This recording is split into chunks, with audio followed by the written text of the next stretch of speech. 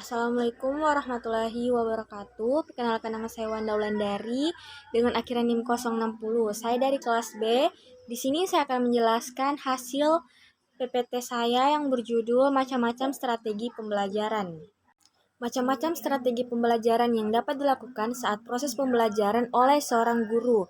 Yang pertama ada strategi pembelajaran ekspositori atau SPE. Yang kedua ada strategi pembelajaran inquiry atau SPI. Yang ketiga strategi pembelajaran berbasis masalah atau SPBM. Selanjutnya ada strategi pembelajaran peningkatan kemampuan berpikir atau SPPKB. Selanjutnya ada strategi pembelajaran kooperatif atau SPK. Selanjutnya ada strategi pembelajaran kontekstual atau CTL. Dan yang terakhir ada strategi pembelajaran afektif atau SPA. Yang pertama ada strategi pembelajaran ekspositori. Strategi pembelajaran ekspositori menekankan kepada proses penyampaian materi secara verbal dari seorang guru kepada sekelompok siswa dengan maksud agar siswa dapat menguasai materi pembelajaran yang secara optimal. Strategi pembelajaran ekspositori merupakan bentuk dari pendekatan pembelajaran yang berorientasi kepada guru. Selanjutnya ada kelebihan strategi pembelajaran ekspositori. Yang pertama, guru dapat mengontrol urutan dan keluasan materi pembelajaran. Efektif digunakan apabila materi pelajaran yang harus dikuasai siswa cukup luas. Dan waktu yang dimiliki untuk belajar sangat terbatas. Yang kedua, siswa bisa melihat atau mengobservasi melalui pelaksanaan demonstrasi. Selanjutnya ada kekurangan strategi pembelajaran ekspositori. Yang pertama, hanya dapat dilakukan terhadap siswa yang memiliki kemampuan mendengar dan menyimak secara baik. Yang kedua, strategi ini tidak dapat melayani perbedaan setiap individu, baik perbedaan kemampuan, pengetahuan, minat, dan bakat, serta perbedaan gaya belajar. Yang ketiga, sulit mengembangkan kemampuan siswa dalam hal kemampuan sosialisasi, hubungan interpersonal, serta kemampuan berpikir kritis. Selanjutnya ada metode dalam pembelajaran strategi ekspositori. Yang pertama, metode ceramah. Yang kedua, metode demonstrasi. Dan yang terakhir, metode sosiodrama. Selanjutnya ada strategi pembelajaran inquiry atau SPI. SPI adalah rangkaian kegiatan pembelajaran yang menekankan pada proses berpikir secara kritis dan analisis untuk mencari dan menemukan jawabannya sendiri dari suatu masalah yang ditanyakan. Selanjutnya, menekankan kepada aktivitas siswa secara maksimal untuk mencari dan menemukan artinya strategi inquiry, menempatkan siswa sebagai objek belajar. Selanjutnya ada kelebihan strategi pembelajaran inquiry atau SPI. Yang pertama, SPI merupakan strategi pembelajaran yang menekankan kepada pengembangan aspek kognitif, afektif, dan psikomotorik secara seimbang. Sehingga pembelajaran melalui strategi ini dianggap lebih bermakna. Yang kedua, dapat memberikan ruang kepada siswa untuk belajar sesuai dengan gaya belajar mereka. Selanjutnya ada kekurangan strategi pembelajaran inquiry. Yang pertama, sulit untuk berkegiatan dan keberhasilan siswa. Yang kedua, sulit dalam merencanakan pembelajaran karena terbentuknya dengan kebiasaan siswa dalam belajar. Yang ketiga, memerlukan waktu yang panjang sehingga seringkali guru sulit dalam menyesuaikannya dengan waktu yang telah ditentukan. Selanjutnya ada metode strategi pembelajaran inquiry atau SPI. Yang pertama ada metode diskusi, yang kedua metode tanya jawab, yang ketiga metode resitasi, dan yang terakhir metode eksperimen. Selanjutnya ada strategi pembelajaran berbasis masalah. Strategi ini dapat diartikan sebagai aktivitas pembelajaran yang menekankan kepada proses penyelesaian masalah yang dihadapi secara ilmiah. Pembelajaran ini tidak mengharapkan siswa untuk hanya sekedar mendengarkan saja, mencatat, kemudian menghafal materi pelajaran. Akan tetapi, melalui strategi pembelajaran berbasis masalah ini, Siswa menjadi aktif berpikir, berkomunikasi, mencari dan mengolah data, dan akhirnya dapat menyimpulkan. Selanjutnya ada kelebihan strategi pembelajaran berbasis masalah. Yang pertama, pemecahan masalah yang merupakan teknik yang cukup bagus untuk lebih memahami isi pelajaran. Yang kedua, pemecahan masalah dapat menentang kemampuan siswa serta memberikan kepuasan untuk menentukan pengetahuan baru bagi siswa.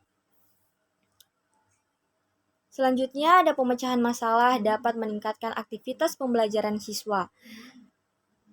Yang terakhir ada kekurangan strategi dalam pembelajaran berbasis masalah.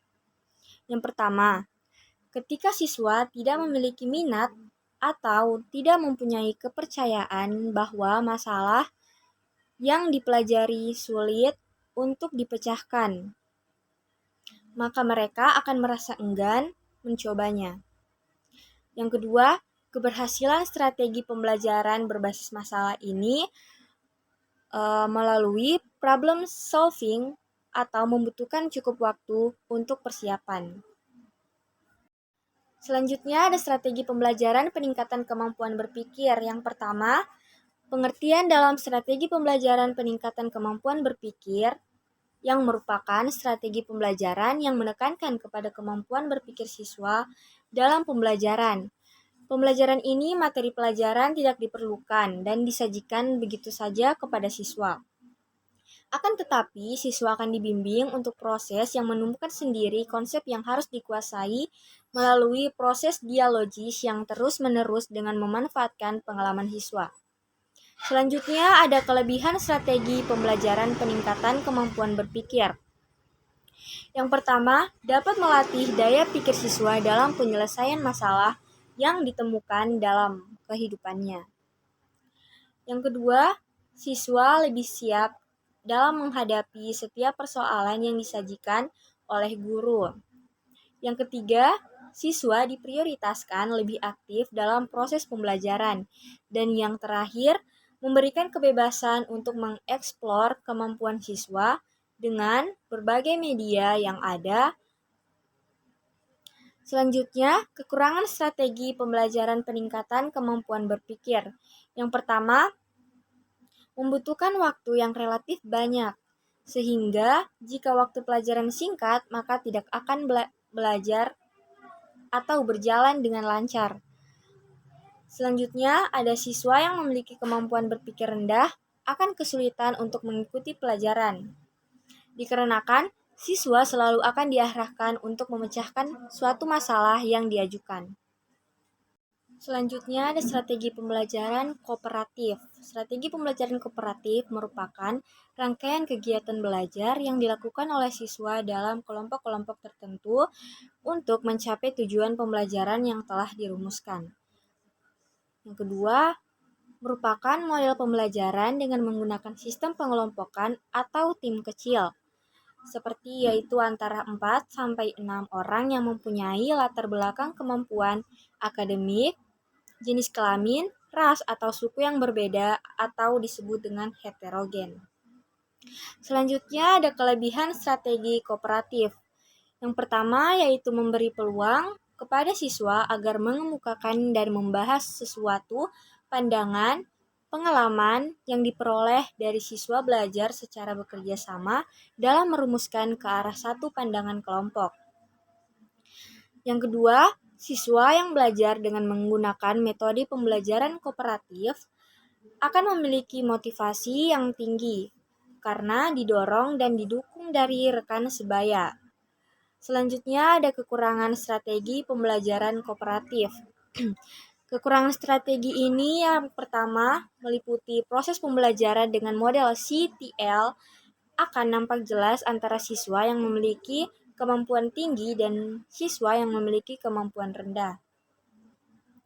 Yang kemudian menimbulkan rasa tidak percaya diri bagi siswa yang kurang kemampuannya.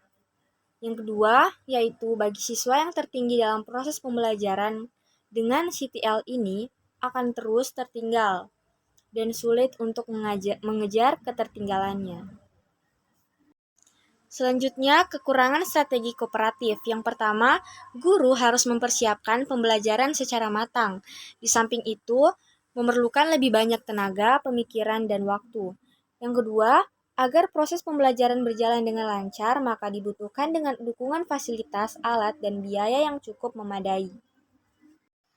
Selanjutnya ada strategi pembelajaran kontekstual. Strategi pembelajaran kontekstual atau contextual teaching learning atau yang lebih disingkat menjadi CTL adalah konsep belajar yang membantu guru mengaitkan antara materi yang diajarkan dengan situasi dunia nyata siswa yang mendorong siswa untuk membuat hubungan antara pengetahuan yang dimilikinya dengan penerapannya dalam kehidupannya sehari-hari.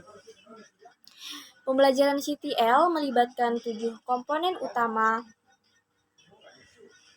pembelajaran yang produktif. Yang pertama yaitu konstruktivisme bertanya atau questioning. Yang kedua ada menemukan atau inquiry. Yang ketiga masyarakat belajar atau learning community. Yang keempat ada pemodelan atau modeling dan penilaian sebenarnya atau authentic assessment. Selanjutnya ada kelebihan strategi pembelajaran kontekstual. Yang pertama yaitu memberikan kesempatan pada siswa untuk dapat maju terus sesuai dengan potensi yang dimiliki siswa sehingga siswa dapat terlibat aktif dalam PBM.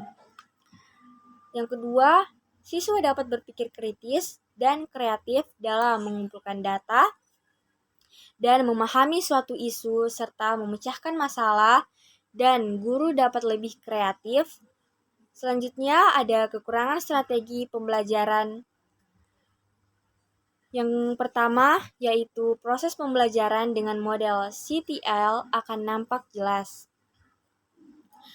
Akan nampak jelas antara siswa yang memiliki kemampuan tinggi dan siswa yang memiliki kemampuan kurang, yang kemudian menimbulkan rasa tidak percaya diri bagi siswa yang kurang kemampuannya. Selanjutnya, yang kedua ada bagi siswa yang tertinggi dalam proses pembelajaran dengan CTL ini akan terus tertinggal dan sulit untuk mengejar ketertinggalan belajarnya. Selanjutnya yang terakhir yaitu strategi pembelajaran afektif. Strategi pembelajaran afektif sangat berbeda dengan strategi pembelajaran kognitif dan keterampilan. Afektif berhubungan dengan nilai atau value yang sulit diukur, oleh sebab itu strategi ini menyangkut kesadaran seseorang yang tumbuh dari dalam diri siswa.